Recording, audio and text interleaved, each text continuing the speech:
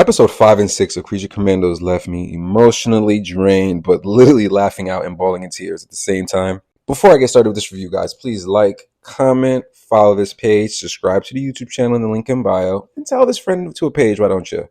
Now, episode 5 and 6 of Creature Commandos. First of all, episode 5 gave us a buddy cop with Rick Flag's father, and Frankenstein, which I didn't even know I needed. It was the most hilarious buddy cop episode for sure. Now, through their buddy cop moments, they definitely are just understanding each other a lot more. And you could tell where they're trying to really form some relationships with these characters.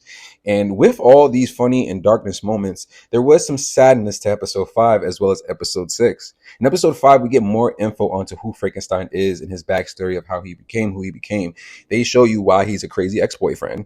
They show you why he stuck over his ex. His ex, after seeing him killing Franken-scientist, she then puts him on fire, which is crazy because originally it's the village people that put him on fire.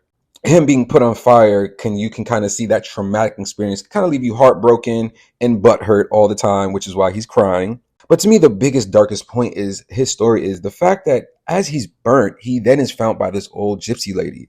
And that's where it shows the lighter side of Frankenstein, right? This old gypsy lady finds him, brings him back to health, looks after him.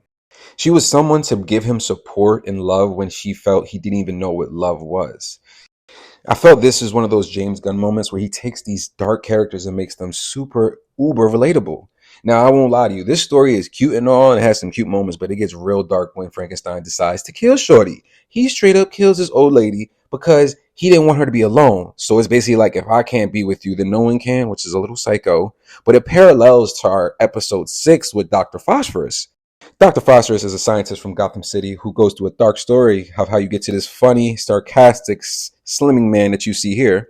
He has a family in the story. You learn that he was a scientist with a family and a daughter where he was working on a project. The mafia then comes in, kills his wife in front of him, cold-blooded. That was raw, and I didn't expect it to get this deep and violent. That even after killing his wife in front of him, they tell them, we're going to plant it on you if you don't get into this machine. And basically, they blast him with oxygen rays or gamma rays, one of the two. Y'all let me know in the comments. But nonetheless, it turns him into who we know as Dr. Phosphorus, which was this burning sensation of a freaking depressing, dark way of becoming what he became, which is also very Batman villain-esque. This was something I love the most, is it was giving Gotham, DC. These DC characters are always people that were good going down a dark road, then become a freaking mobster. He then kills the family that tried to kill him and then takes over their whole business. When I mean kills, he's flaming people like the Human Torch.